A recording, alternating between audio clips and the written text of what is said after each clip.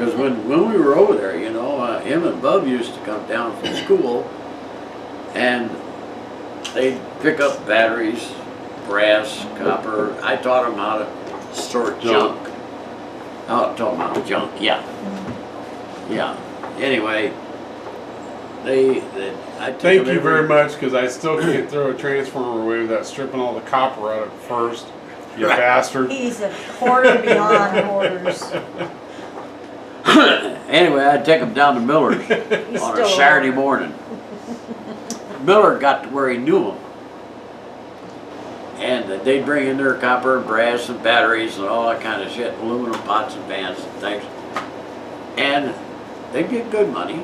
You know, I wouldn't take them in unless they got $40 or $30, $40, you know. So we'd go down there on a Saturday morning, cash all of it in. I remember coming back in the mid-70s. Yeah, probably mid-70s or so. I'd have 23 $1 bills in my pocket, man. I was like the richest guy in the world.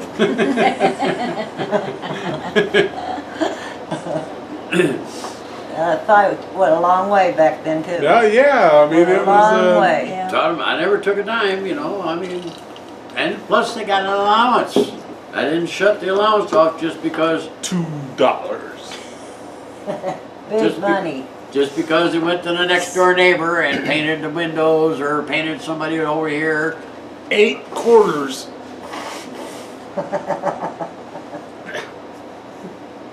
Seven of us. I'm not complaining.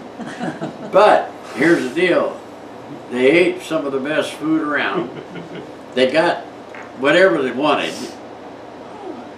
I mean, Christmas at most people's houses, if they'd had what these guys got, it would have taken 5 years for them to get it, which there wasn't nothing that they didn't get, you know. So bicycles, motorcycles, guitars, BB guns that got taken away from whatever he wanted to do.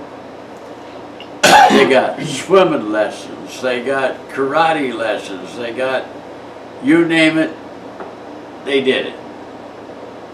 They went roller skating, you know.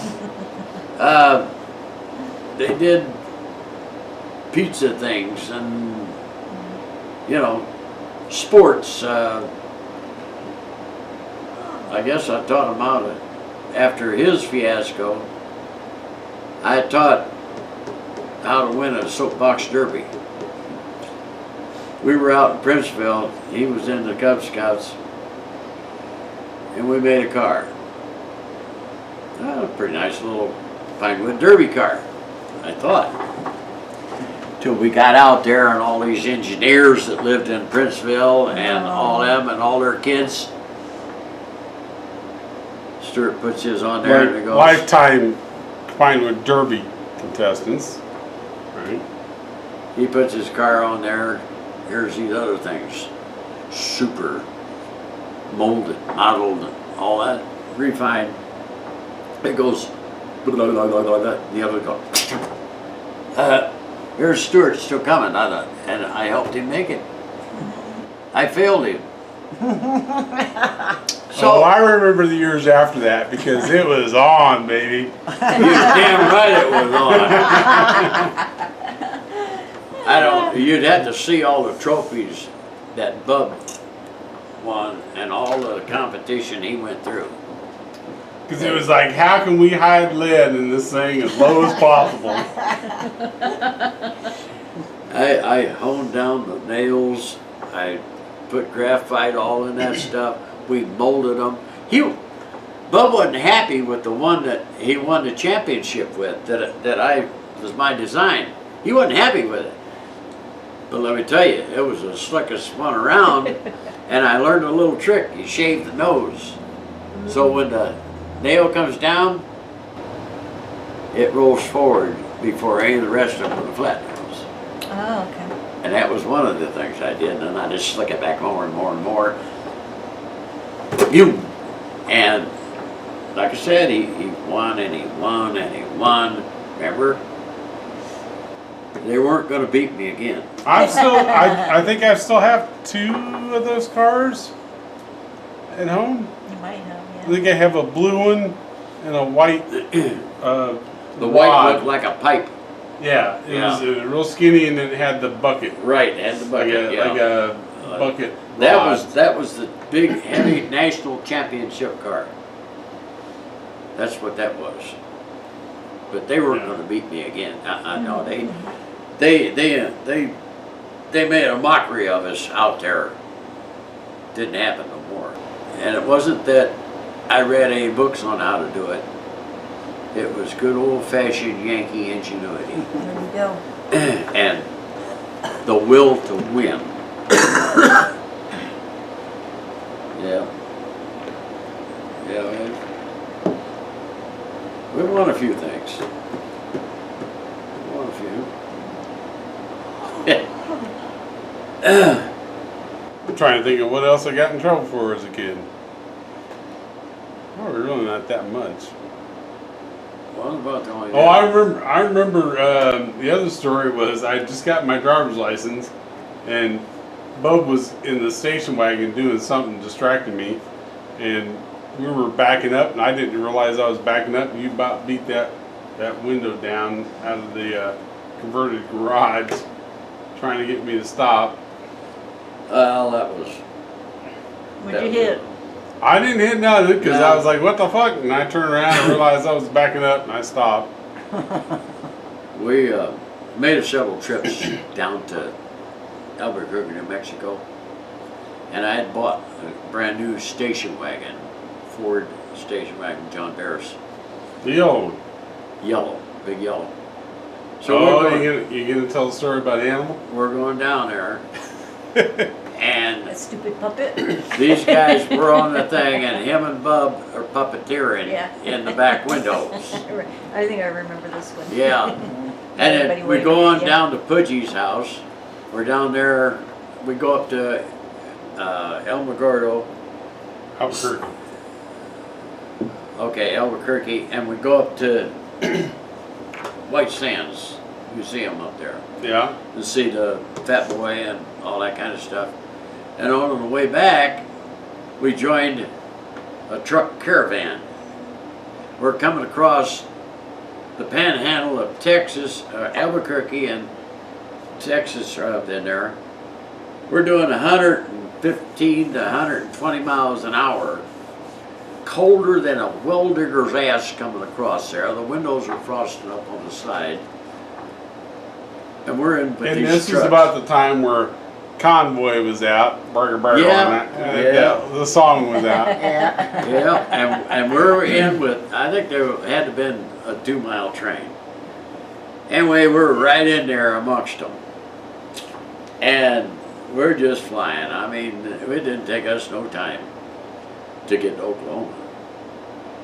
So we get up in there, and the guy come over the radio, and he said, "Hey," he said, "Land Lincoln, how about you get up here?" And he said, "Run the front door for a while."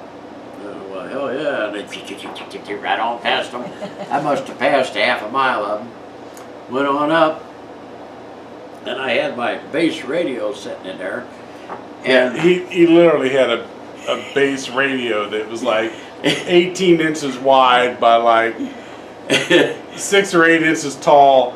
It was chrome with just holes drilled all over it. It was like a chrome the grill.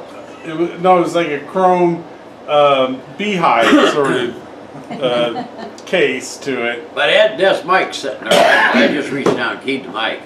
I didn't have to bring it up here, you know. It was Yeah. down there. I just keyed the mic. I could reach out on either end of that convoy where these truckers weren't, and they couldn't. Yeah, I was getting 20, 25 miles up the road each way, where these trucks couldn't do it. Yeah, because they all had The a radio like this, whereas he had a radio like this. I can't even fit it all in camera. Well, when I went all the way. I started out with a little radio and a mini whip on it. That's why they called me Mini Whip. and just around the neighborhood. Well, that didn't last long. I got a great big CO2 up on top of the roof. Then I put a large, what the hell did they? Q-quad. Yeah, I put this. But you need to tell the story about sending a 12-year-old boy up a 25 to 50-foot tower. I don't remember how high it was. to put up a Q-quad that was scared of heights. You just climbed the tower. You were scared of heights? No, I remember him and Guy Farrow down at the bottom. I'm a 12-year-old kid, or I don't know how old I was, but I'm like a 12-year-old kid climbing this tower, and I'm like, oh, I'm scared. And they're just like, keep going, you can do it, because none of them wanted to do it. Well, I had a thing on there that would rotate this quad too, you know, and I built this quad. I didn't buy it, I built it. I learned how to So make they're up there wanting me to wrench Oh, on this shit. thing, and I'm like, I was scared shitless. Well, you did. But I did it. You're right. Yeah, anyway, this radio that I had in there, you know, it was expensive, you know. Trouble is, I added 1,000-watt kilowatt to the thing. I'm my own radio station, basically. 5-watt federal limit. Never mind. Yeah, it was almost 5 watts, but then I put 1,000-watt to it. I had these tubes in it. There was 5 of them. They were all that big, you know. You key it down and the tubes would start to light up. And if you left it keyed down too long talking, they'd finally start to turn red just halfway up. And then when they finally got up to almost to the top where the cap was on it, they'd turn white. And then they'd turn white hot, and then they'd roll over the side, start back down, and then you'd see, boom! The whole damn thing would blow and the room would just light up. Them tubes were $10 a piece. I don't know how many times I've replaced them. Because I get mad at somebody and I wouldn't let them talk. I just key it down. No, you're not talking, dude, because you ain't going to talk over me. Yeah. And they couldn't. Well, of course, I got in trouble with the FCC. I was opening up garage doors all over the neighborhood and across the street and across the highway. Was opening up the garage Well, when I doors. keyed it down, the garage doors come up. I let up, the garage doors go back down, and you know. So anyway. So you're gonna tell a story about how you use the gymnasium light as an antenna that one time? Oh.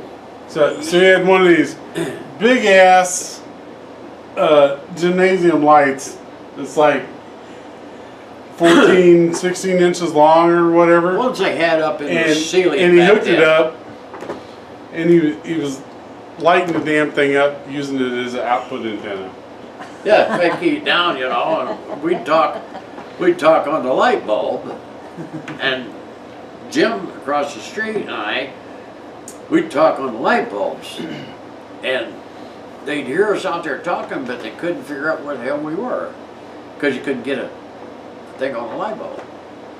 And a lot of times we'd talk on the light bulb, but everybody else was talk over them, because we were across the street from one another.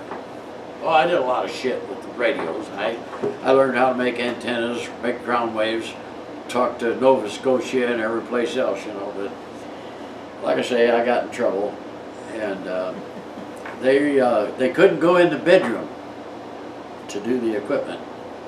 That was the bedroom. So they did find me, and but I kept my license, and I turned up and sold my equipment to everybody out there, and it was on high demand because I was a biggie on the hill, in Cream Court Hill. People would come up and ask me to turn the beam and get a hold of somebody in New York, and I could do it. So they all knew what the base I had was. You know, I didn't go cheap. I mean, once I got into something, I went all the damn way.